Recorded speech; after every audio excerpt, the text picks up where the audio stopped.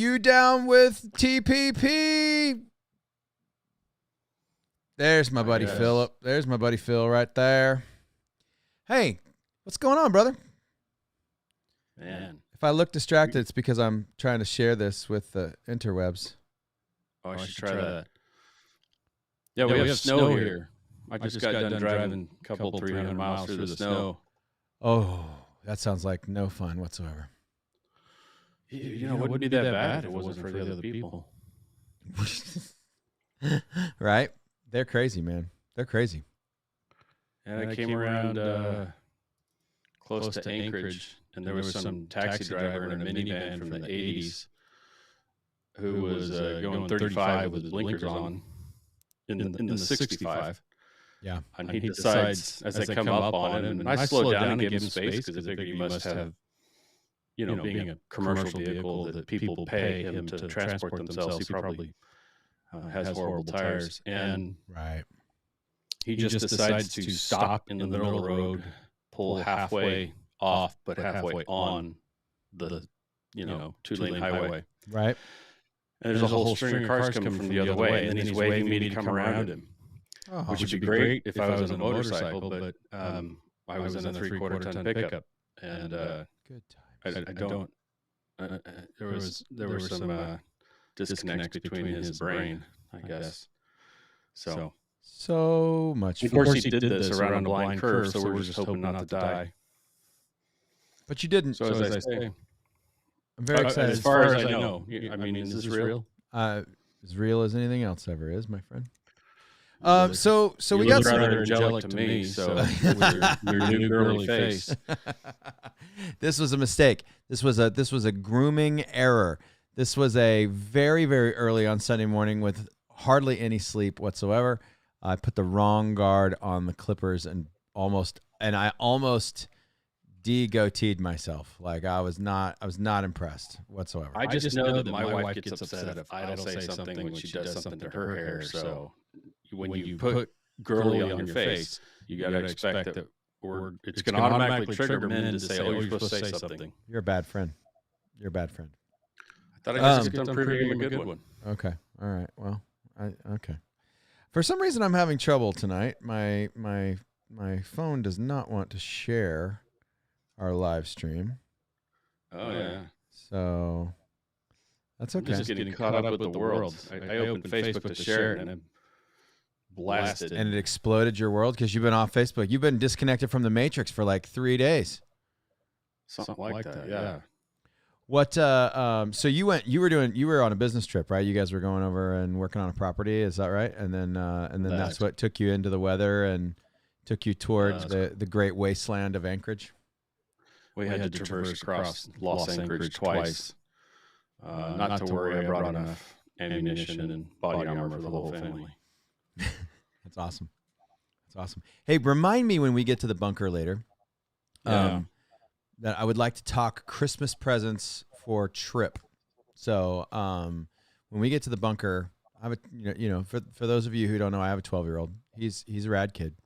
Very responsible, and he's an amazing shooter. Really, really, really talented for a 12-year-old. We go to the trap club, and I have old men that are like, semi-professional trap shooters walk up to me and go, "That young man can shoot next to me on the line anytime he wants." I'm like, that's a compliment. Yeah. That's the best. That's the best. He could never break a clay as long as he was like safe and respected by the dudes that are there that know what's up. But I don't know, maybe I didn't tell you about this, but he won the Boy Scout trap shootout that we set up for his trap shoot for his troop. And nice. We had a blast. They had a camp out at the trap club. Trap club was awesome. Let us do that. It was super cool. So very, very, very cool. Cool. Hey, cool. We've got some folks watching. I'd love for them to say hello. That'd be super great. I'd love to hear. Hey, somebody catch us up on the Rittenhouse witch hunt. Yeah, tell us what was today's news on the. Let's just go jump into the current events and let's start by talking about Rittenhouse, man. So we're in the pre-show, everybody. So pre-show goes for 20 to 30 minutes, depending on how we get talking about things, and then we go into our main session. And the only way to watch the pre-show is by being here with the live broadcast. So this is the only place we really get in depth on current event stuff. So I've got some things on my list that I really want to hear from you on, Phil. But dude, please tell me what you think about this Rittenhouse scenario. Hey, Mr. Jerry says howdy. Pastor Jerry just Smart. can't figure out why we haven't already dismissed with prejudice. Why haven't we already Hey, Jerry Smart, Pastor Jerry Smart. Brother, we want you to be a guest on this show, man. I called you earlier today. I don't know if you saw that you missed a phone call from me because I want to invite you to come and be a part of this. I'd love, love, love for you to be a guest and official invite to be a backup if one of us can't be on an episode. So Pastor Jerry is a law enforcement chaplain, rad dude, and super duper smart. So why haven't we, Phil? Why haven't we dismissed with prejudice? This judge is pissed, man. Not pissed enough. Not pissed enough. That's right. I do wish he was more pissed. That would be spectacular. What we've seen come from the prosecutor's side has been an outright embarrassment for all lawyers out there. And a mockery of our entire justice system. I absolutely agree. Thank you, Pastor Jerry. Appreciate you, buddy. Everybody, I love my applesauce is jacking with the green screen. I got to tell you, I was watching. I got pretty caught up yesterday. I didn't get to see any of today's proceedings, but I got pretty caught up yesterday. I got to tell you, man. It's like the prosecution showed up knowing they were going to lose. Oh, I do know something from today. I caught a headline. The prosecution tried to introduce new lesser charges today, which is generally, from what I saw in the commentary, is generally a cry of desperation. They know they're hosed. They got no shot, and so they're going to try to introduce new charges, and I really hope the judge tells them to pound sand. Right. Well, at least two of the witnesses that they brought on said they were coerced by the prosecution to say what they said. Not just coerced, coached, and told what to say. Oh yeah, they were. Did we tell you to change your? Did we tell you to change your testimony? Yeah, you did. Right. So I mean, why are those two not in jail yet themselves? That's a great question. That's why I say this judge is letting way too much go on. He gets upset and he yells every once in a while, but he's still not holding them accountable. Oh, I totally agree. And they're all too familiar and joking for me. That kid is sitting there on trial for his life. Yep. And they're joking around. I totally agree, man. It's disgusting. What's happening is absolutely disgusting. But I think there's going to be some new self-defense to a precedent being set in this case, and it's going to irritate the left, man. They're going to the leftists of the world are going to retaliate against this court case. And did you also see that one of the head of the Blim folks? The terrorist organization known as Blim. They threatened to burn New York City if Rittenhouse isn't convicted. It's like, seriously. Threaten me with a good time. I know, right? Yeah. New York? Okay. You sure you don't want to do California also while you're there? If you're at it, can you take out the left and the left all at the same time? I think they've already occupied San Francisco. Why don't they burn that down? Yeah, that's exactly right. Did you see the Babylon Bee meme this week that came out that was like, you have San Francisco is now requiring proof of vaccination to poop on the sidewalk? Whatever will they do? It was like, you got to be kidding me, man. I'll have to go back to the trash cans like they do in Seattle. Yeah, man. Hey, you know what? The trash can would at least be considerate. I didn't think it was too considerate. We were trying to walk by with our young children. No, dude, it was miserable. Gosh, that trip was awesome. The only thing good about that trip was getting to hang out with you and the fam. Like, that was the only good thing about that trip. Yeah, because the valet at the hotel we stayed at, or that I stayed at. Sorry, you didn't stay there. Also got me a ticket for running a red light on that trip. That was really cool. Nice. Yeah, it was like, thank you. That was great.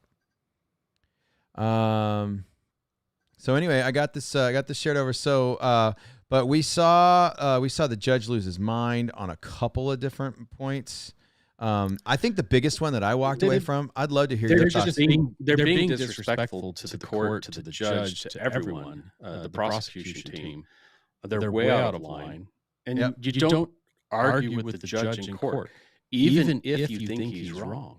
You make your points respectfully, right, and then shut up. That's exactly File your motion, go for appeal. I mean, they want to appeal anyway because they screwed this up so bad they want to try it again. Oh, absolutely, 100%.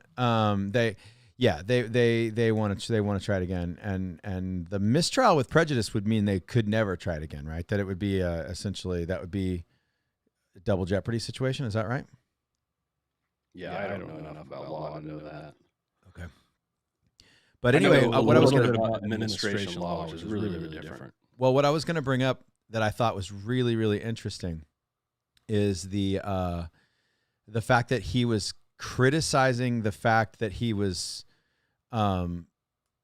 observing his right to remain silent. Like he was like trying to imply that the fact that he hadn't shared his story, he violated the right to remain silent by trying to sway the jury to convince the jury that he'd done something wrong by not sharing his story before he took the stand. And well, as for some of you may not know this, if you are ever criminally trialed, you are not obligated to testify. In fact, the vast majority of people do not testify because it just takes one really bad. Yeah, it takes one really bad cross-examination to make you look like an absolute tool shed. But I think Mr. Rittenhouse, young Kyle, I think he's got really good attorneys. I think that prepped him well, and B, he just shared his story, and did a pretty good job, I thought. Considering age, he did excellent. Oh, he did really, really well. I loved that the guy, like he knows his guns, like he knows what's up, and he knows how to communicate well. They're holding that against him now. They are holding that against him now, but I mean, the guy who the prosecutor was like trying to drag him down a rabbit hole talking about hollow point bullets. And he's like, the kind of bullets that explode when they enter the body. And Kyle's like, that's what are we talking about, Judge? And he looks up the judge, and the judge has to intervene. He goes, no, wait, are you talking about hollow points? Or are you talking about exploding bullets? Those are two different things.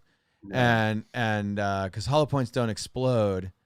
And Rittenhouse is like, yeah, hollow points don't explode. They're self-defense tools, and so now they're saying because he chose Full Metal Jacket, he had reckless, whatever it is, whatever, that he didn't care about the fact that Hollow or Full Metal Jacket are designed to go through one person and then go into the one behind them, because that did happen in one case. And they're trying to say he recklessly abandoned everyone else there. Well, I think defending himself with Full Metal Jacket. I think Kyle's going to face some civil stuff for sure. I think he's going to face it, probably lose, and I think that Ricky Schroeder and the MyPillow guy and a bunch of other guys will probably help him out and take care of him.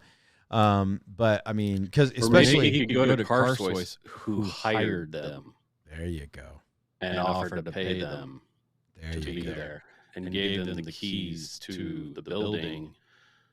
There you go. And a ride there. Yep. And delivered them there armed. Yep. There you go. That's right. So the company that hired them in the first place perhaps should be facing the charges. Yeah, probably so. Or we could just admit that it was a wild time. It was a riot. We had terrorists that were burning and looting and destroying not just property, but people's lives. They were recklessly firing firearms themselves and unleashing ammonia and bleach bombs and killing and maiming people. And then Kyle himself was attacked and violently struck in the head 2 times before. Yep. And skateboard, and there was another weapon, right? A flying kick to the head. That's right. From a guy. Prior to that, Rosenblum had chased him and threatened to kill him twice. Boy, and what an then absolute was piece of garbage attempting Rosenbaum to is. execute it. Rosenbaum, the child little boy rapist. Right. Yeah. Yeah.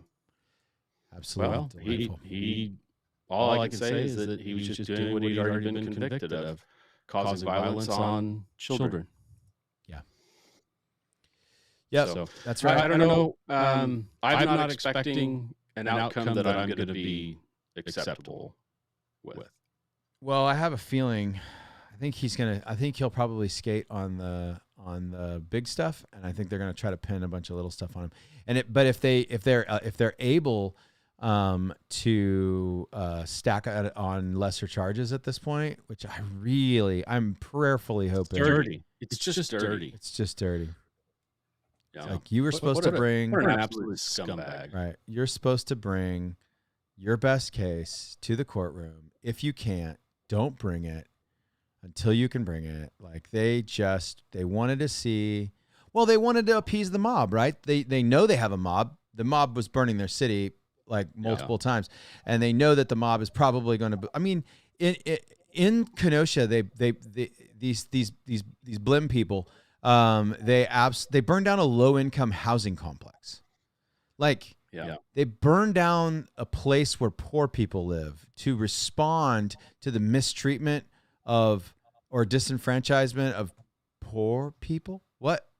There's clearly no logic behind any of it. It's just evil. Anarchy and mayhem is the only goal. It's the only goal, and it's just evil. Period across the board. I don't care who says anything. I think I may have mentioned in a podcast that I took some pretty major heat from one of the power players in our spiritual movement, because 3 or 4 years ago I referred to Blim as a terrorist organization, which was very unpopular at that point.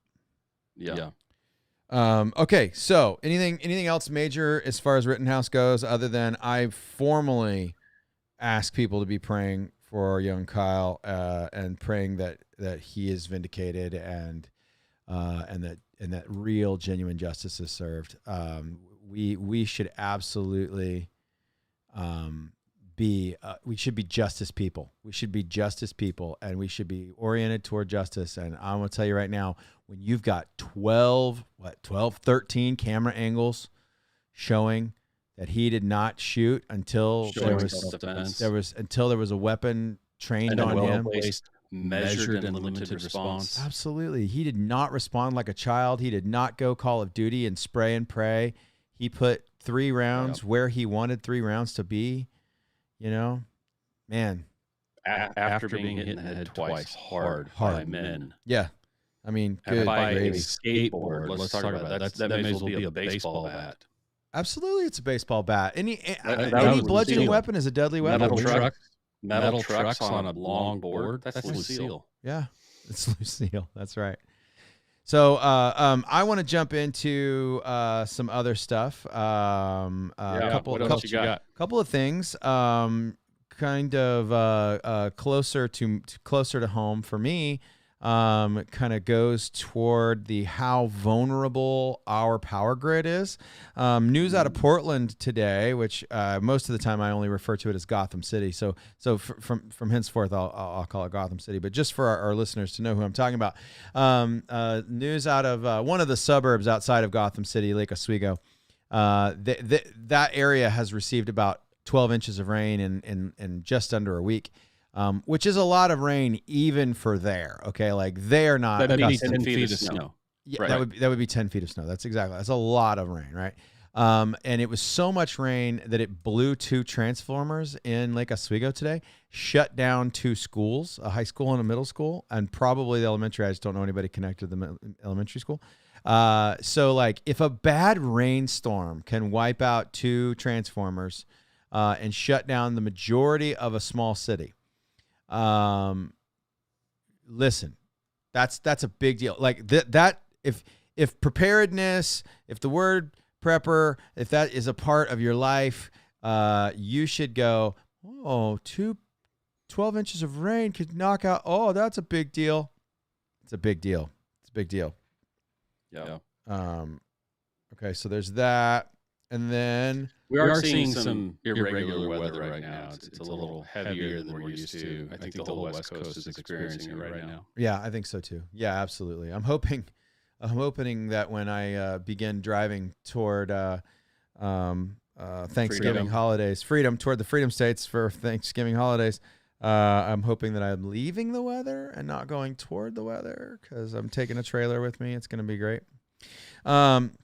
So anyway, then let's talk about Eastern Europe, man. Let's talk about Eastern Europe, man. I'm not up to date. I heard the borders are getting stacked full of Ruskies. Well, interestingly enough, Russia is stacking the borders, but right now, so Belarus is threatening Europe with shutting down the big major natural gas pipeline that goes from Russia to the rest of the rest of the world, because they are flying in the face of Poland. Poland has closed its borders to refugees that are trying to get over there. And so they're all stacking up in Belarus. And so Belarus is like, we're going to close this pipeline down and you guys aren't going to have any natural gas, which shame on Europe for becoming beholden to the Russians for their natural gas. Like, that's just foolishness. You knew that was going to bite you in the face eventually. But anyway, Poland has called up its reserves. We have the largest troop massation I should say, that we've had since the end of the Cold War, which we know never really ended. But since the official ending of the Cold War, in Poland right now, we have more troops in Europe. In fact, a lot of the troops that got pulled out of Afghanistan got dropped into Poland. We have multiple National Guard sections. You're talking U.S. troops. U.S. troops in Poland, and that was months ago that began. I mean, we held a big goodbye ceremony. We got the state troopers and the police to like follow the buses out of town as a bunch of guys were leaving on deployment. Like, I mean, it's a big deal. So they got folks amassing on the Polish border. They've got a lot of craziness happening. Russia is beating its chest. Russia's Poland. Yeah, Russia. Germany's a good time. Poland's got to be good too. Yeah, Poland's cool. Russia is amassing troops on the border of Ukraine. Again, they listen. They just know we're gutless. They know that we've got no stones. Well, our leadership is gutless. Yeah, I'd say most of the American people themselves, for the most part, are weak. All right, absolutely. I would say that the majority of our men and women in arms are still probably not quite so gutless. It's just not to say that this newest generation of youngins, they've certainly been a struggle. Yeah, and we are not as strong as we were a decade ago. That's for sure, because we've not been allowed to raise this newest generation in the ways that we were raised, to properly counsel them to excellence. Right. Well, I think you nailed that. I mean, you'd know stuff about that. And actually, you know what? Hey, man, thanks for saying that and bringing that up, because yesterday was Veterans Day. I want to say thank you, buddy, for your service. And I tried to get on the phone and call as many of my vet friends as I could yesterday, and say thank you. And then of course the day before that, I had to call all my Marine Corps guys and wish them a happy birthday. You got to do that early in the morning. You got to do that.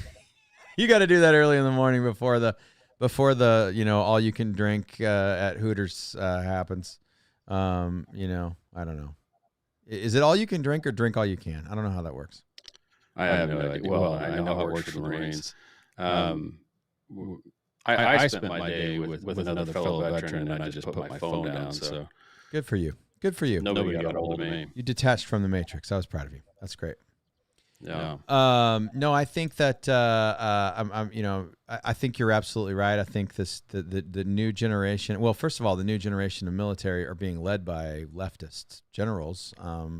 after being indoctrinated by public schools. Yes. Yeah, I think so. Into woke weakness.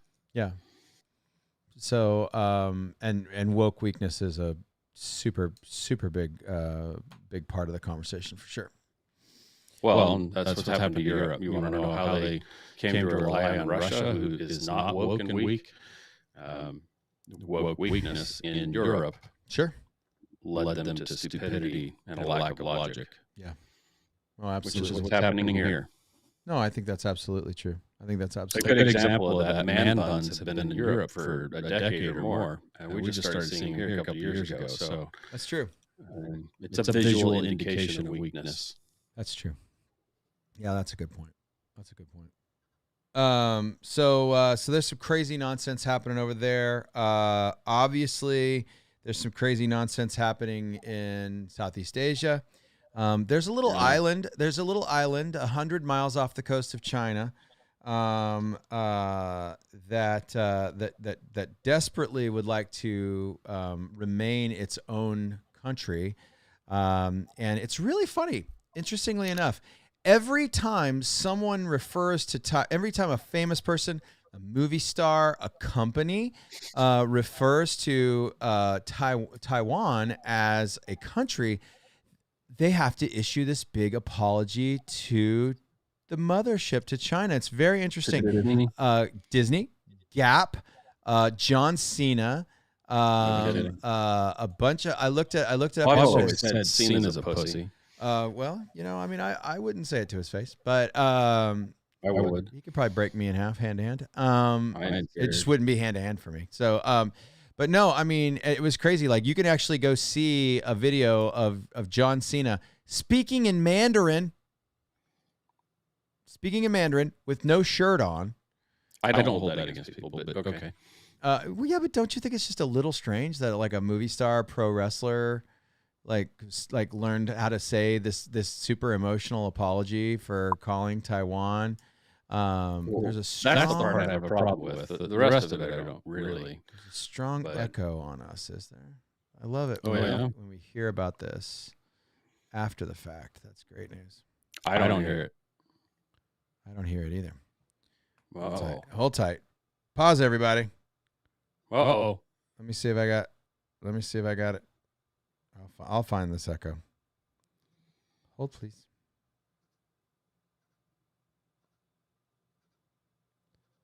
Okay. Think you got it? Well, echo. I just need to find out if it's a me issue or a you issue or what the story is. I know I'm so hard at hearing that my headphones are up pretty high. I don't know if they're picking up in my mic. Okay, talk to me, Phil. What do you want to talk about? Smashing John Cena's face for being a pussy? Okay, hold on a second. Oh, the echo's not on Kirk. It's on Phil. We went through this last time. This is not good. Hold on, everybody. I got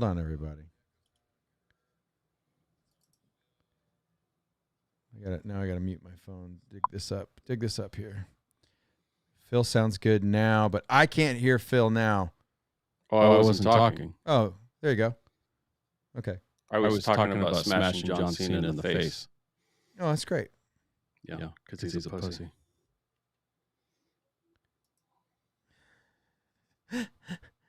That's awesome. Phil, can I hear you now? I can hear you. Nope, I lost you. Hold on a second. Okay. Whoa. Now Phil's was that my head? Was that my back popping? Now Phil's echo is back, it says. Hmm. You need to talk. You need to talk, Phil, and Jerry's going to help us out here. What's that? You keep talking about something. Talk about John Cena and how much you hate him. I don't care. Yeah, I hate John Cena. I must have heard his I nearly joined the military story about a million times. There's nothing worse than somebody who acts like they're in the military. Like John Wayne. I don't like John Wayne either. John Wayne complained for years. And stayed home, didn't fight, didn't sign up, didn't enlist, didn't do anything. All he did was make movies the whole time. How many World War II era actors do you know who joined, went, fought, came back, and then continued a career? Yeah. I bet I fixed it. I think I fixed it. I got not a lot of great things to say about John Wayne. Yeah. But Cena's way worse. Have you ever heard John Cena get up in public wearing uniform half the time and talk about right. how he wished he could have joined? I saw a documentary, and I wish I could remember what it was, because it'd be worth all of you going and watch as basic recruits I think he went to a Marine Corps base because he was trying to play a Marine Corps, right? Marine. Yeah, I think he played a Marine in a couple movies. So he goes, yeah. So he's played in a couple of movies. They go and they're trying to show him a good time, right? And so he wants to wrestle. They just pull over recruits. These aren't special forces guys, not MARSOC guys. Nobody special, just the average cookie cutter Marine who'd only been in less than a year. Every single one of them wiped the floor with him. The reality is, if he's not putting on a show in front of a ring, running his mouth, he's nothing. Right. So he just needs to shut up. Hey, Jerry, thanks for watching our back, brother. Appreciate you. Got Phil all set. I appreciate that. Good to get that. It's good to get that fixed before we go into our main session. So thank you so much. Somebody's got to keep me straight. We got to try, man. Yeah. No, it's keeping me straight. I'm the one running the tech. Oh, I'm glad I'm not responsible for that. Right. I'd just be talking about the cool reverb. Putting on your God, putting on like 12. Putting on your God complex there. Wasn't me. Okay, so that is a great place for us to break. Unless you've got any other current Pastor Jerry out there, you got any current event stuff you want to throw into the chat mix you want us to talk about before we go into our main session? Catch us up on Rittenhouse. What happened at the end of the day today? Yeah, that's a good question. I'd like to know. Maybe he got thrown. Maybe it finally got thrown out. First one to tell me Rittenhouse has been thrown out with prejudice, I'm sending you stickers. Love it. Love it. No, it has to be true. Right. Or I'll chop them in half and then send them to you. All right. Well, nobody's chiming in asking us to comment on current event stuff. We got our audio all fixed, so I think now is a great time for us to head off into our main session where we are going to be talking about an awesome new book series that we're kicking off this week. It's going to take us a while to get through it. We'll be back. Chad Rudolph. 1 second. All right.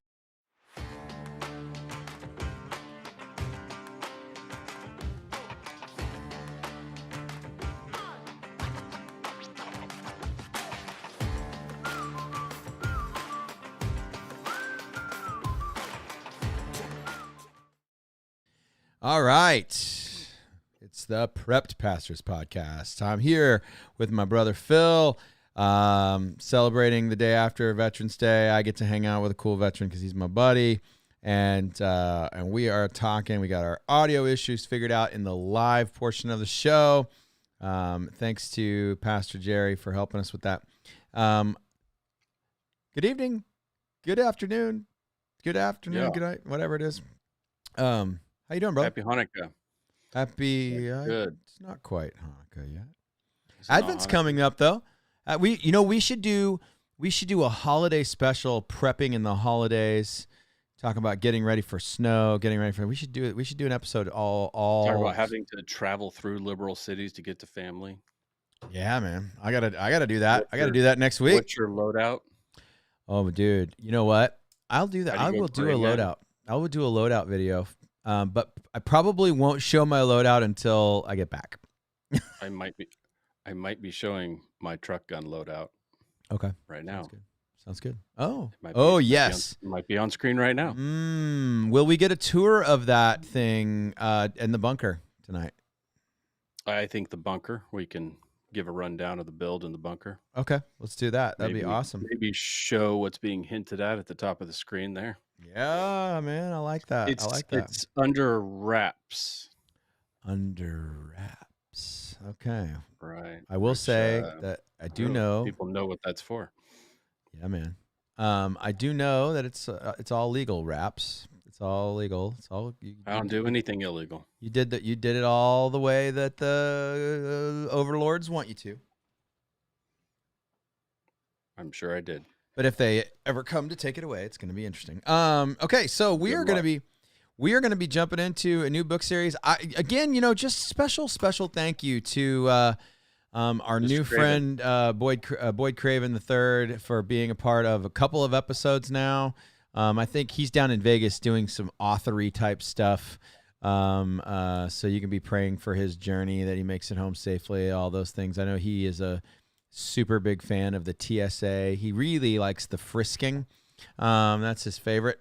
And so I think we've gotten enough friendship now that I could poke that at him in case he watches this episode.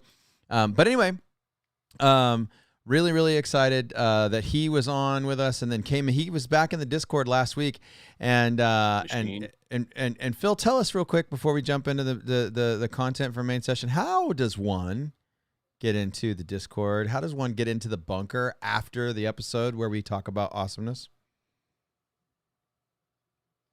Well, you got to join Patreon, and then you have to join the PPP Patreon at the minimum level, which I think is $2.95 a month. Correct. You get up to whatever the next month is before your card is charged. So if you don't like it for the first couple of weeks, you can leave, no charge. And then once you're there, but you have to go through and get the permissions, and that happens by signing up. Right. So you have to sign up, make an account, then you're going to have to go to Discord, right, and make an account. Once you do those two, you have to tie your Discord account to your Patreon account. Yes. And then things are automatic. Yeah. But until that point, it's manual. You have to make the accounts yourself. But it's not terribly difficult in the context that once you have an account and once you have Discord, the app downloaded either onto your laptop or onto your phone, you can go to the Patreon page that you have access to once you're a member, and there is a link there for you. So you can. Then it's just click on it, and you automatically. We have a bot in Discord that is a Patreon bot, and so it recognizes members of our Patreon and automatically links you and gives you permissions into the bunker. And then there's some other rooms in there depending on your level of membership. Right. And we'll continue to add more levels as more people join. Okay. We have an opportunity to do some things there, post some things, post some links, do some giveaways. I think that stuff like that. I think Jen must be in. I can't see. I'm in the green room in Prep Pastor's Discord right now, and I don't see any other active members. Well, no, I mean, I'm just saying she's got. I think yeah. So she's commenting, and she said that she's stuck at tying the two together. Yeah, I know. I ran into some difficulty there too, Jennifer. You can this evening when we break the episode. We'll get you in. I'll call you. We'll make it happen. We'll get you in. So that'll be fine. Patreon members get one-on-one assistance from customer service extraordinaire, the real Kirk. Never found the link. Okay, got it. We'll get you the link during the break. We'll get you the link. No problem at all. For sure. Okay, so we are getting started on this new series. C.A. Rudolph. I think his name is Chad. Is it named Chad? Chad Rudolph. It's a good long series. There's a lot of books. It's a good one. I've read the whole series. I believe Phil, you've read the whole series. Is that right? Yes. So we're going back through it for the second time. And it's called What's Left of My World. The main character's name is Lauren. And she is kind of a teenager / moving toward college age, I think, in the series. It's cool. They mess with the timeline. You just start post meltdown. I believe there's been some kind of EMP that gets the book started. You don't get to hear about any of that stuff. Most of the collapse happens inside of flashbacks. Yeah. Yes, thank you. And so it's a pretty great series. If anybody's looking for something to kind of dive into in the holiday season, you want to distract yourself from your crazy family members that are coming to visit. Give you ideas of things you should buy on Black Friday. Yeah, man. Give you some ideas on some things to buy on Black Friday. Oh, hey, I'm glad you said that. Now listen, I'm wearing a hat this evening. It doesn't have a patch on it. Hopefully one day it'll have a Prep Pastors Podcast patch on it. We'll get some maybe one of those things will happen. I should probably do that. We need a few more Patreon members to afford that. But yeah, I think you're right. I could cut this little tag. I am not a gigantic fan of the company 511. They make decent stuff. I've had a few. I've had a really good duty jacket that's lasted me really well. In fact, I got to buy a new duty jacket since I'm no longer with my last organization, and all my stuff is they didn't put patches on it. They put embroidery direct to the jacket. Oh, really? Wow. Yeah. So anyway, and it's like a $300 jacket. It's kind of madness, but I need a new one anyway because it's a tent, which is great. But there is going to be a 20% off sale on Black Friday at 511both.com and in the store if you have one of their brick and mortar stores near you. I went in the other day when I had to be in Gotham City. I tried some stuff on. I know what I want, and I'm gonna wait. They got some cool camo plate carriers on sale. I think I'm gonna maybe grab a new plate carrier. They've got that duty coat, which I'm gonna pick up for the sheriff's department here in town. A lot of you guys don't know this, but chaplains have to buy their own gear. Most of the time. I was gifted my last duty coat by the sheriff personally. Every once in a while you get patches or a couple small things, but yeah, that's right. Exactly. They do what they can to show their love for you, but the majority of us chaplains buy our own gear. I'm pumped when they send me to like the conference every year. But anyway, for a course or something, pay for a course or something like that. I paid for 90% of my education as well. Yeah. So if anybody out there, I did. Yeah. Well, most of the time we were paying for it together and going through classes together. So, but if anybody out there feels the need to like buy me a new duty coat, they're only like $300. I think mine's a 511, and then of course I had to have a whole lot of stuff sewn onto it after that. Yeah. And mine's a double or triple layer. It's for Arctic stuff. It's discontinued now. Oh, really? It's a different version. I got the black version before they got rid of them. Yeah. So I really like it, but I remember being into it by $400 or $500 by the time it's done. But you made a really good point. Reading a book like this, it could potentially help you formulate your Black Friday shopping. If you're into preparedness, which I imagine you probably are, based on the fact that you're listening to this, you're hanging out with us. Some things I know probably will not be on sale. In fact, actually, I heard yet again freeze-dried food. Freeze-dried food both had shrinkflation, which means they were charging the same amount of money for less food. I think they went from like 16 ounces to like 12 ounces in the Mountain House packs and stuff like that. Excuse me. And now they're going to raise their prices by 20%. So Augustin Farms shut down for 6 weeks, and one of the reasons is they were retooling to put less in. Yeah, got new packaging. So some things that are not going to go on sale. I don't think you'll see any freeze-dried food on sale. I don't want to. I feel like I'm over-promising and underproducing here, but I will be able to give some discounts on some freeze-dried food soon. My account is coming online, maybe even this week. I hope. With a company that I will be announcing soon on this channel. But no, I'm excited. There's going to be some good stuff out there. Do you know of any really good Black Friday sales like Palmetto State, or is there any of the other stuff that you might want to throw into the conversation there as far as where to shop for Black Friday? I don't think so. I haven't been paying too much attention to it. The sales that I get are a little different because most of the companies that I would like to buy from down there won't ship to me. So, right.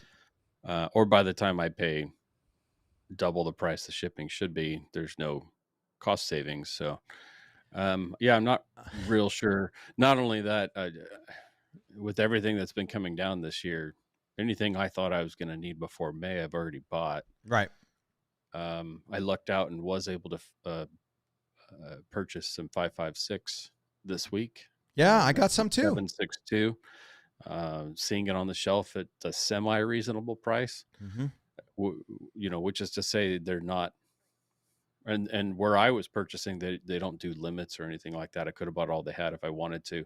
But what I am seeing is some of the name brand ammunition manufacturers are offering bulk packages, right? Like ammo can Yep. level stuff. And if you price it out, it's nearly twice the price of buying it box by box. So I ran into the opposite down here. So if you live in the Pacific Northwest, specifically Oregon, I would definitely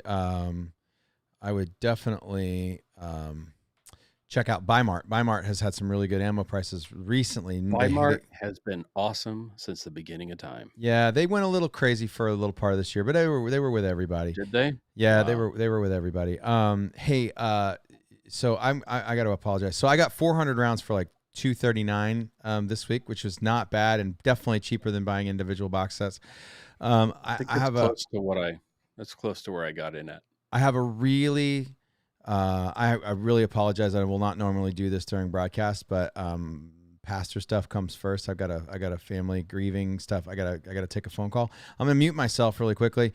So Phil, you continue talking about your Christmas shopping extravaganza. I don't know if we have an extravaganza or not, and I can't see the chat, so somebody's gonna have to. Let me see here. Find the Facebook chat. I'll put it up in the screen if Log in. anything interesting pops. There you go. Yeah. So, like we've been alluding to for the last couple of weeks, bad stuff's coming down the pike, and it's already happening. And like we're saying, regardless of how this Rittenhouse trial shakes out, you really need to be just taking a quick look at your pantry and maybe your fuel situations as well, and just make sure that things are topped off, and whatever you think you're going to need is you know that you're going to have access to it. um, so I did notice that north of Los Anchorage for us, the shelves are not looking bad. We heard a lot about empty shelves around where I am. um, they're not empty, but some of the things I want are not there. So you just need to be aware of what's happening in your local area and what availability is for you, and evaluate your situation. If things get a little non-kosher for a while, have a plan. But this book, which we'll get Kirk back here in a minute, and the big thing about this book is that it started slow for me this time. Um, got into it for the most part right away. Um, but there's a lot of holes, right? Um, Rudolph takes a lot of time to unpack this character of Lauren and really set up some good backstory. The flashbacks are appropriate. I don't know if y'all have ever read books where there's flashbacks that are difficult to follow. I didn't have that in with Mr. Rudolph. I thought that when he flashed back to other parts of history that were important for the upcoming chapter, he did it in such a way it was easy to follow. You knew what was happening. He revealed just enough about the additional characters that were required to illustrate that portion of the story that you weren't lost. And my head can get lost pretty quickly if you start jumping all over the place in a book. And I didn't have that problem with Mr. Rudolph. So Oh, he's I pretty think consistent. his writing, his style, his knowledge. Um, I don't remember finding anything in the book that made me question, his knowledge of something. He's very well Um, researched. some of the weapons the platforms that were discussed and the ham radios that were talked about, um, not that he necessarily came across as a complete expert, but I didn't find any errors No, in stuff either. Stuff that I know a lot about, I didn't find problems with what he said. exactly. And Exactly. stuff that I don't know a lot about, he seemed to give enough detail that I felt like I understood what he was talking about in the story and I wasn't lost. Yeah. Yep. Yep, that's exactly what I think too. I completely agree. So, It's easy to read as well. It's not jumpy, it's not a chore. So even though the story to me took a while to kind of get to a point where I was sucked into the series, mhm. um, I think I didn't get really sucked into the series until closer to the end of book one. And then after that, I couldn't put any of them down. Well, and I really enjoyed a series that was kind of based around heroin. You've got a teenage daughter, and of course, I'm a pastor with a church full of families with teenage daughters. I thought it was really really great. It, We've it both def been in youth ministry. Yeah, And we've we've worked with a both been in lot of youth kids. ministries. Yeah, we've both worked with some really strong young women that are really really smart. In fact, actually, you don't really find out how strong Lauren is until book two, and we'll wait to get into that stuff and why and some of the stuff she went through even in middle school, that prepared Yeah. her for where she is. But again, that's another flashback, so we won't get too far ahead of that. But no, I think that, you're right. He mentions radio stuff, things maybe you could put on your Black Friday shopping list to check and see if any Yesu or Baofeng stuff comes on Amazon. Maybe you get a big Amazon coupon. I don't know. Well, that's something we would talk about. Realistically, if you want something out of China, if you wanted to buy something out of China, it might actually be a good time to start doing that Right. before China decides to embargo us. Right. Just stop sending it, which may or may not be happening right now. I don't know. Maybe happening pretty soon. Yeah, Yeah. it's very Right. possible. Yep. I think as far as timelines, I've got some insight to potential timelines for things to kick off, and I'll share that in the bunker. Okay. The veteran that I spent some time with yesterday had some unique insight Okay. from his portion of the world, Okay. and it sort of meshed with my thoughts, and the two of us together um, were able to kind of compare notes and say, "Oh, that's a very plausible timeline." Right. So, yeah, if you stick around into the bunker, you might be interested in that. Oh, I need to issue a retraction. Uh-oh. A few weeks ago, I said that Taiwan is one of our allies. We are not allied with Taiwan. We have actually had an official policy of non-committal. We have never acknowledged Taiwan as a country, but yet. Well, shame on us. But which shame on us. They want to be free. They're a democratic country. Jerry brings up a really good point. China makes a lot of our prescription drugs. Also, I've thought that could get interesting if they decided to quit selling them to us. Absolutely, Pastor. You're 100% right. That is true, and that is something that we should be ashamed of. Allowing critical infrastructure for our country like prescription meds. If China wanted to do something nefarious, I'm not saying they have in the past ever done anything nefarious.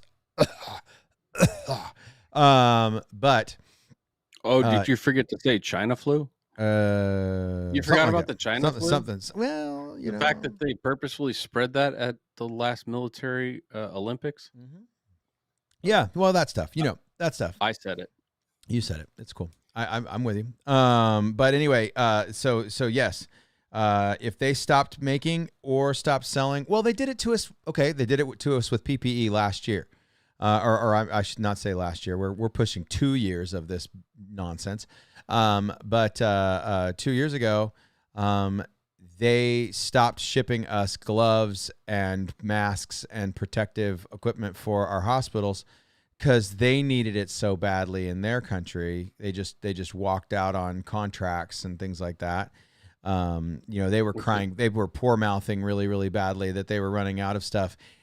Italy sent them like an entire container ship full of PPE. China never used it, and then when things fell apart in Italy, China shipped it back and charged them double for it. It was super. What China rad. does. It's what China That's what does. Chinese do. Well, let's not forget that President Obama liquidated our national PPE surplus that we had in stock for such 100%. a situation as this. 100%. President Obama, who we used to think was the worst president in history, up until Joe Biden said, "Hold my beer." Actually, I think Biden came into the room and said, "Wait a minute, there's beer." Right. Yeah, there's beer. I would actually maintain that the worst president in history is Franklin Pierce, and it's because of what he did to spur us into the Civil War. He was an alcoholic, womanizer, crazy person. And now I'm seeing some of the same things that Franklin Pierce did to slingshot us into the Civil War happening inside of the current I administration. wonder if he was a pedophile like our current one was. I don't know. That's a good question. Hard to say. Hard to say. Hard to say. Again, those are things then for again, the bunker. If we have a Muslim president, same thing. Yeah. There you go. So anyway, I really appreciate the way the book sort of just slingshots you right into the middle of the scenario. There's and I realize that some of you probably didn't get started on this, maybe whatever. So some of it is going to be spoiler alert stuff. I'd say let's avoid spoiler alerts today. Okay, yeah, this is mainly just telling you. Yeah, this is mainly telling you about the series this week, and then we'll really get into details next week. So that way, if you want to read it, I know that Jen has read it. I think Joe is reading it. So know those kinds of things. But we'll try to keep the spoiler alerts to a minimum. Very confident that our other Patreon member has read it.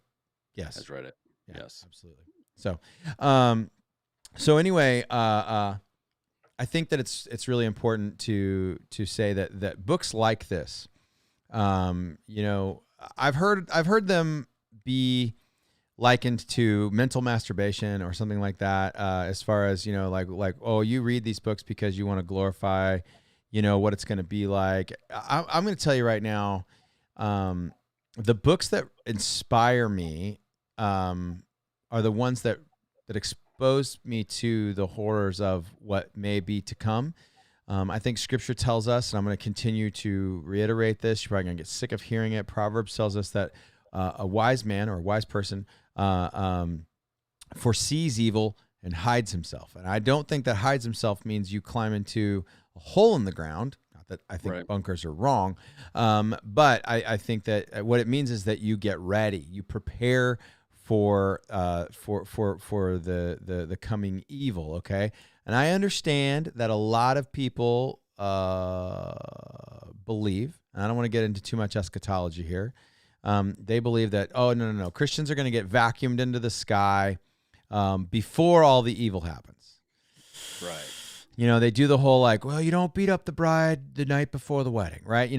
Maybe that's true. I hope that's true. I would love for that to be true. I think that a lot of times the bride needs to go through a purification process. And I think that there's a solid chance that as far as things go, we, the church, will face a lot of evil. I mean, let's face it, the church and God's people. We're facing it right now. Yeah, we're facing it right now.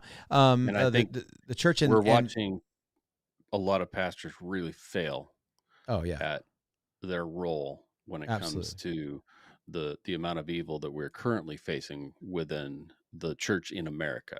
Yeah, for sure.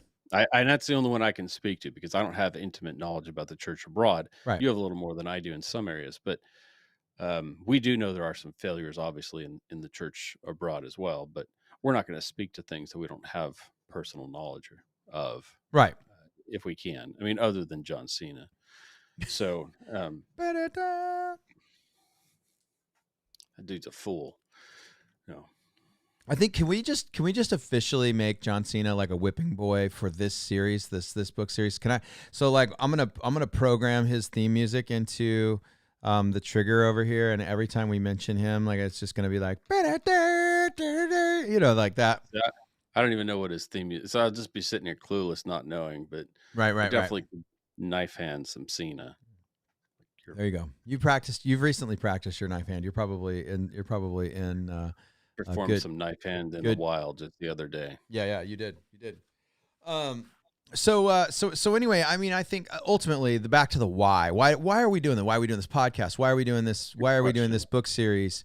I think the why is that we as spiritual leaders, we as pastors, chaplains, we see some really horrible stuff coming down the road, and we want you to get ready. Um, Yeah. you know, we've been getting ready for years. We've been putting systems into place for a long time. You know, I've even been bringing my church along into the getting ready. Yeah. Um, that's and so we've been building systems into our church. You know, you guys heard me talk about a few weeks ago how we've got a chicken tractor here on the church property. Last year, when I saw the shelves be empty of meat, I was like, hey, you know what? We got a bunch of grass that's not being used, and we don't even water it. It just goes to dormant for the heat of the summer. Hey, let's put some chickens out there, and basically we've got like 4 extra lots on either side of the church property, right? And let's put some chickens out there. Why not? And so we raised almost 150 chickens this summer, and we gave them away to folks that were in need. We've got like 20 or 25 of them going down to some missionaries in Corvallis that feed, college kids, and do college outreach on the OSU campus. And so we've been able to be a blessing to people. And now, if things go real sideways, we have the system in place to be able to raise 50 chickens at a time. Yeah. Pretty great. It's a good start. And we just want to be, whenever you're a pastor of a church, one of the largest things we're called to do, one of the big things is to demonstrate, show, or act in the directions of that the Spirit leads us. So we're not called to stand in a pulpit and send a message to the people that says, "Thou shalt do these things," or "Thou shalt not do these things." You Correct. say, "Here's what I hear from the Lord. Here's what the Bible says about that." And then let's go do this together and be the church Right. and show God's love through what he has compelled us to do through his Spirit. And that's exactly what you're doing. And that's exactly what churches are supposed to be doing. So if you Right. go by a church and you see it closed every single day of the week and nothing happening out there, it's a dead church. It's dead church. Yeah, for Just sure. keep driving. Just keep driving. I That's a mean, dead church. we have churches. We have churches, and I use the word really loosely because Yeah. are you a Yeah, church? I would. Like I mean, like we have churches in our community here in Oregon that are still completely closed because of They're scared. the coffee cough stuff. They're scared. They're afraid. And you know what? Sickness can be scary. Disease can be Yeah. scary. Death can be a little bit scary unless you know Jesus. And even if you know Jesus, you got to use I think even discipline. You got to use yeah, discipline to push through the fear to of face the death. fear. Yeah. Right. And so, but to see churches almost, I mean, seriously, we're 2 months away, 2.5 months away from this stupid If you're being 2 years old. if your Um, faith is so shallow that you let someone else take it away from you, oh gosh, there it is. then it really wasn't there to begin with. So, Correct. um, we don't have to throw blame at who's to blame there. But I would say that if the leader of a church is unable to example the sort of life and faith that's inspiring the people around him Right. or her, then that person is probably faking it in a pulpit, be my guess. I'd say So so. I've seen a whole lot of faking it lately in the last couple of years. I've seen a lot of pastors pleading out of absolute fear because they didn't know how they were going to pay their bills Right. over this. Because if they weren't standing up in a pulpit and begging for money and doing whatever, they could not example real faith, and they could not trust God to provide. Right. And they had not, I think many of them had not been leading their church sufficiently enough to raise up a body of people that understood truth and Right. could discern truth through a small amount of adversity. Because what we faced last year is nothing compared to what we're getting ready to face. Right.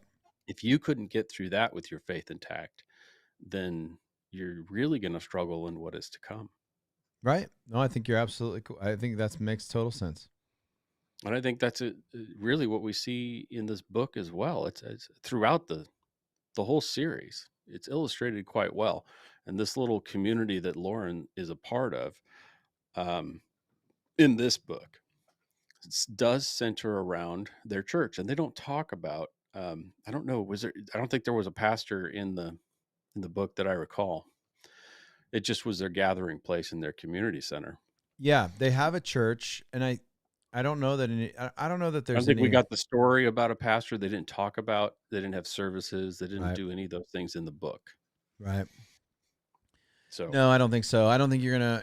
I think the series that we're gonna probably touch base on in the springtime after the Terminal List. We'll jump into an author that really weaves in some gospel into it. yeah, I appreciate him. That's a good one, right? yeah, we're gonna get into good one. I think we're gonna release a whole schedule. I think we should do it sometime around Christmas. Yeah, As far as the schedule and the book list, yeah. That way, if because people want to read ahead or they want things to, they want books to ask for Christmas or something like that, they could definitely utilize that. we might do some giveaways. We I might get like a couple of giveaways. I series. like giveaways. Yeah, I would happily buy some books to give away. yeah, So I think I'm good for 1 or 2 series. absolutely. In fact, I'll just say it right now. Like if you'd like to read What's Left of My World Did if we check? Is this like a free Amazon Prime book? I think it is. I don't think so. I'm going to verify that. I'm going to verify. I don't think so. Boyd's Horse, Mr. Craven, his books were Prime, free on Prime, To read like on the Kindle. Kindle, on the Kindle app, correct? Right. Which is a free download on your phone. Yeah, it doesn't work really well on my phone. Does it not? Is it the Apple doesn't? The Apple doesn't like to share, and they don't like free. Yeah, they don't like free. Yeah. So I'll check on that. Yeah, check on that. That'd be great. I was actually thinking about buying a Kindle for my stepmom. She doesn't watch the broadcast, so it's not like I'm giving away anything. But her birthday's coming up, and we were talking about getting her Kindle Unlimited. So right now there are 7 books in the What's Left of My World series. Okay. And I'm showing them all as free for members of the Kindle Unlimited, which I think is Prime. Other than that, $2.99 if you would like to download the digital these are version. cheap. These are cheap, guys. You can do this. If you want to buy the paperback, they're going to be about $13 each. I'm going to buy a full set and I'm going to give them away. So I think I'm good for one full set of paperback. Awesome. And you can decide what you want to do for there. I actually think that audio through Audible is probably the best way to do it, because who's our favorite narrator? Oh, Pierce. Kevin Pierce does this series also, and Yeah, it man. is an outstanding performance of this series. He really does. It is totally worth listening to it in audiobook because of Kevin Pierce. I found a chink in Pierce's armor the other day. So based on Boyd's recommendation, I read the Mad Mix series, and Mr. Pierce is terrible at Irish accents. There's a father and daughter that both have Irish accents. That they are the Mad Mix. He's the main character, and the main character's daughter. It's really, really bad. It's distractingly bad. But I love that guy's voice. I love driving to that guy's voice. I love listening to it to prepare myself to go to sleep. He doesn't just read APOC books. He's also got a bunch of other, titles that I'm into. He reads some other war books too and things like that, battle books. But anyway, he does I've got my Irish sweater on. Do you? Oh yeah, look at you in your Irish sweater. No, I don't do Irish accents. So. You're all snuggly warm. No, but I've drank beer in Ireland. I'm jealous. I'm probably not going to travel to countries that force me to disarm ever again. So probably will not drink beer in Ireland. I'll admit that I was armed. You were probably paid to be armed. Yeah, people did used to pay me to be armed. Now I have to pay myself to be armed. My boss is a jerk too. Yeah, he's kind of a turd. Knife hands all day.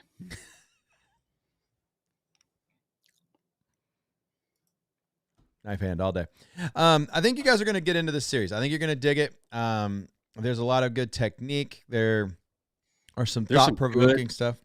Tactics. Yeah. Right. And there are some consequences to bad tactics. Right. And I like that some of the consequences are allowed to happen and bear out. In real life, if you make a mistake, it can affect others. Correct. In a post-apocalyptic scenario, it can affect a lot of others.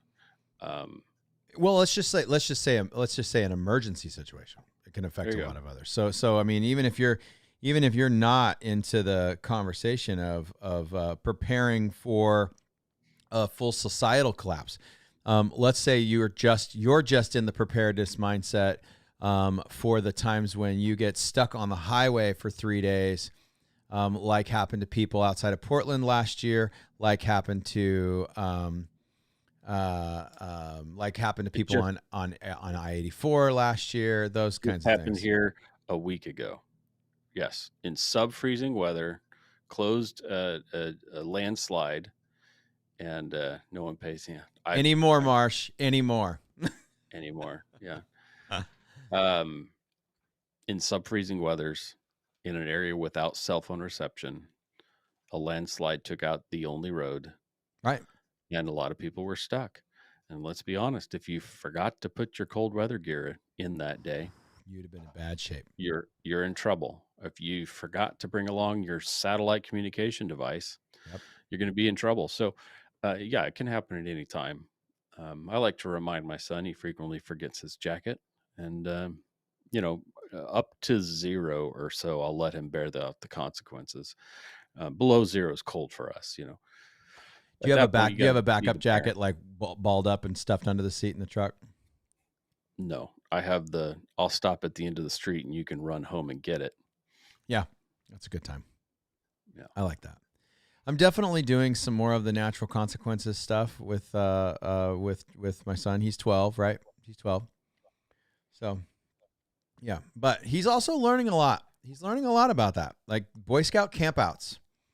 Boy Scout campouts are great places to test their skills and give them the opportunity to taste natural consequences. Had I not been at the last one, he'd have had a rough night because it rained for real that night. And I came back, and I was the one that came and was like, "Hey, buddy, just so you know, your rain fly's on upside down," which in a lot of tents wouldn't matter. But with his tent, which is really my tent, right? If you put it on upside down, there's a vent system that becomes a funnel that just pours water directly into the screen of the top of the dome, right? And so he is. So I'm sitting. I'm like, you need to turn your, you need to turn your rain fly over, and you need to guy your rain fly out. Oh, you forgot you didn't pack your stakes when you repacked your tent last time. Well, now you get to go and cut stakes from tree limbs. Yeah. Have a good time with that. Let me know when you've got 10. I'll be back to help you. And so those are good places. And I'm glad I was there for the last one. To keep him dry. I don't want him to hate camping, and I don't want him to hate going to Boy Scouts. So I don't want him to wake up soaking wet at 3 a.m. and then not have anything to do, or have to go, crying to his scoutmaster, or wake a scoutmaster up. So I want him to be a prepared kid that's not in trouble. So, but those are great dry runs. I mean, even just this road trip that Tripp and I are going to do, back east to Freedom, for the Thanksgiving holidays. I've got a plan. This is my plan. I'm gonna take an envelope with 10 $5 bills, and every time if he points out to me at a gas station, before I ask him, or before I'm pumping fuel, if he points out to me where the emergency shutoff switch is at the gas station, he will get $5 out of that envelope. Because what does that do for you? Well, first of all, it gives you a level of safety, right? If something goes wrong and happens, you know where the shutoff switch is at. A lot of people watching the broadcast probably don't pay attention to where the big red button is at the gas station.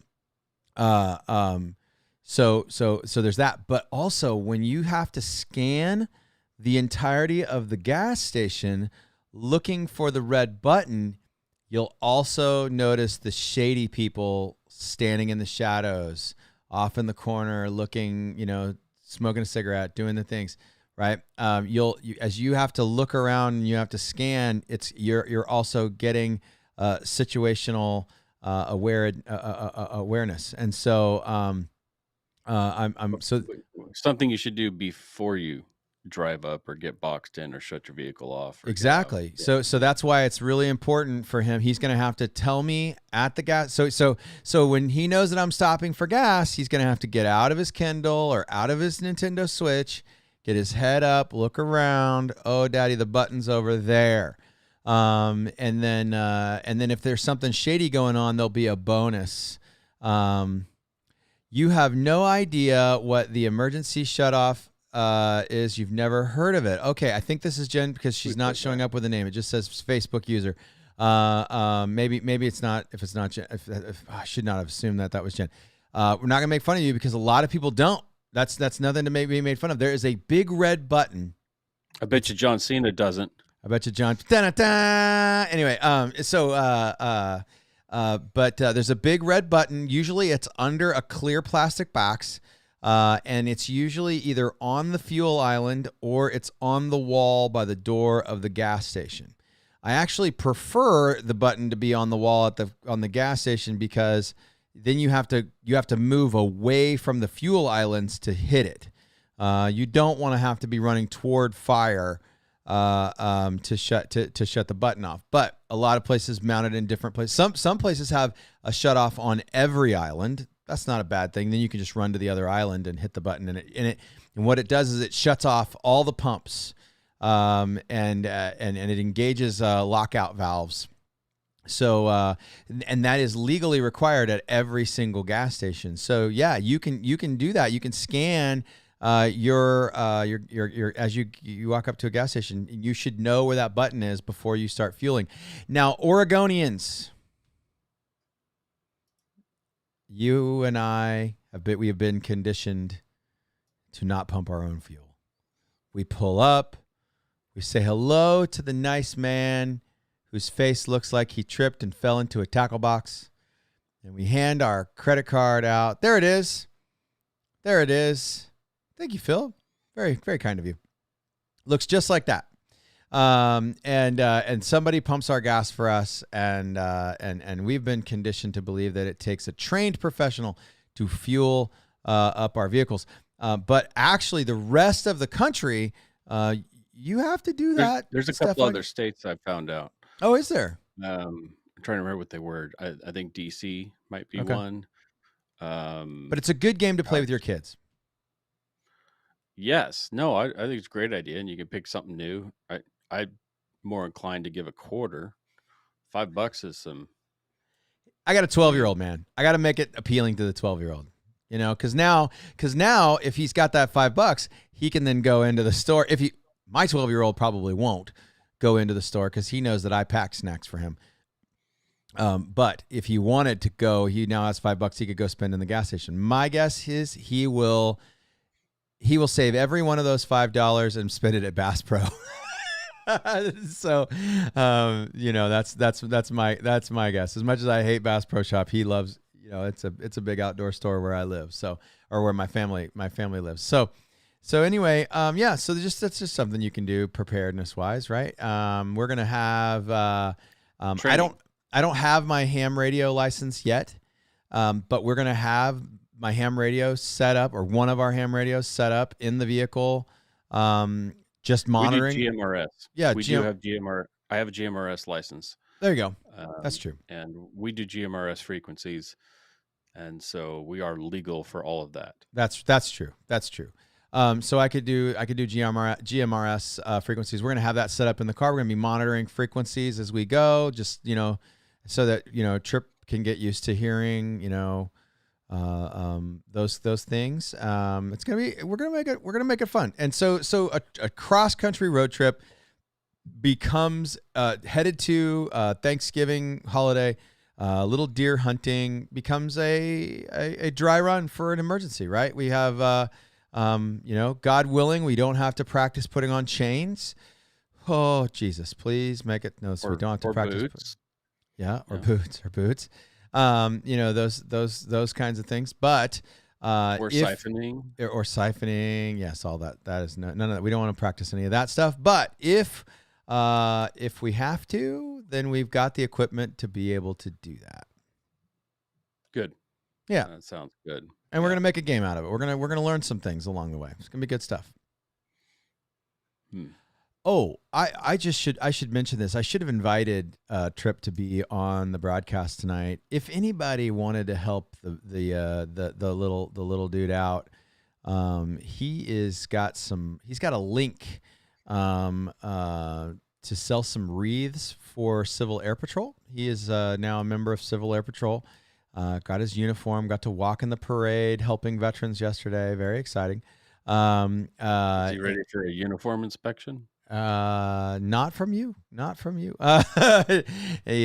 And so anyway, he's got a link. If anybody's interested, they are doing wreaths on soldiers' grave markers for the holiday season. So if you would like, I think they're $25. I can shoot you a link if anybody would like to give to that. I'll plug that real quick. It's for anybody saying, why would they do something like that? You have no idea what that means to the family and friends. Oh man, holidays are really, really difficult times for those who have lost people. But for those who have lost people, they didn't expect to lose. For instance, in a situation like a combat military death. Man, there's some mothers that are just never going to have a good holiday again. There's a lot of them. I interact with a bunch of them. And we call those Gold Star families. The Gold Star, if you've ever seen it, Yellow Star means that somebody is deployed. A Gold Star means that somebody has died in that family. And so if you see that, just a wreath on a headstone or a mention that you remember, hey, I just remember them. That means so much. And so good on your son. I can't think of very many things better than that as far as a good idea of a way to love on your community than to directly love on the members of your current community who have lost people. That's great. You're muted. We lost your mic. Sorry. I just posted the link into the Prep Pastors podcast. If you guys would like to order a wreath for that, he's also selling some wreaths if you're local to where we live. We've got some wreaths for Boy Scouts too, but that's the one I'm excited about. That's the one we're passionate about. We want to make that happen, and I think Phil's absolutely right. It can be a real blessing to those families, and they walk up to go say hello, spend a moment. At Christmas, that's a big day. If you've ever noticed, there's a lot of traffic at the cemeteries on Thanksgiving and Christmas.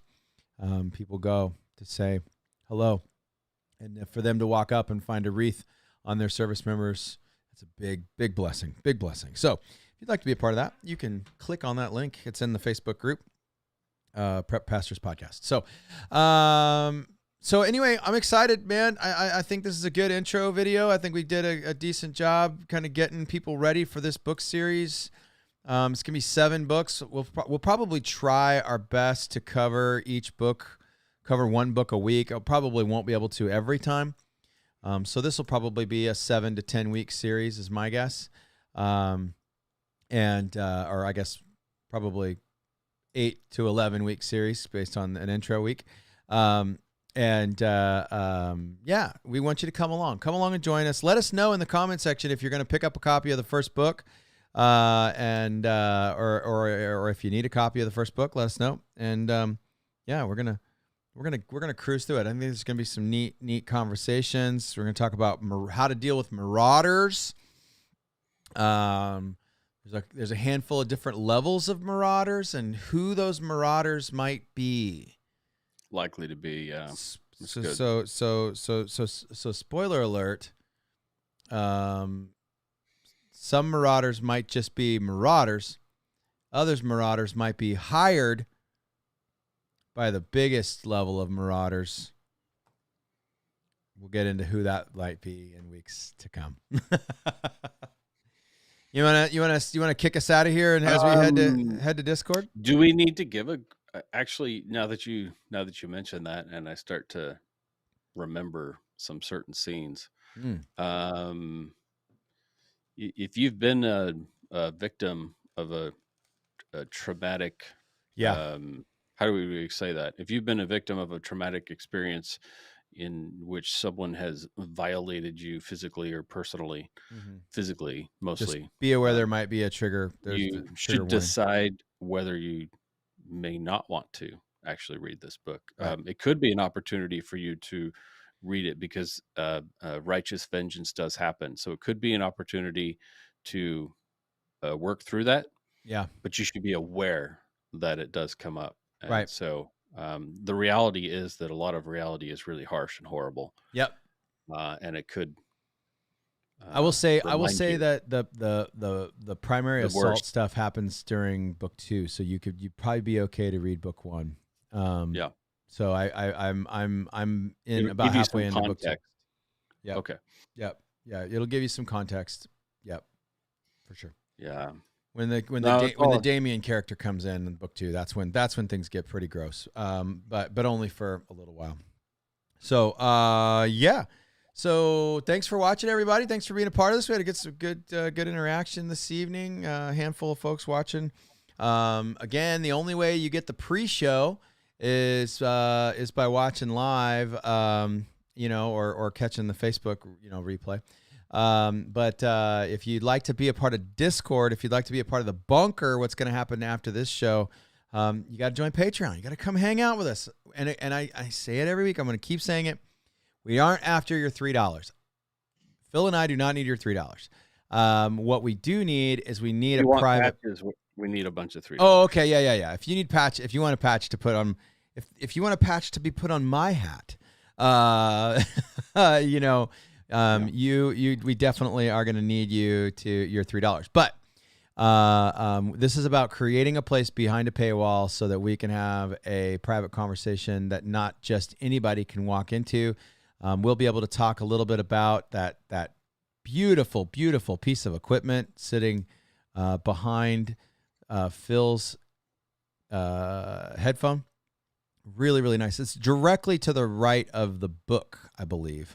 And it's a super, super nice piece of equipment. We always show, each week we show what our current equipment is.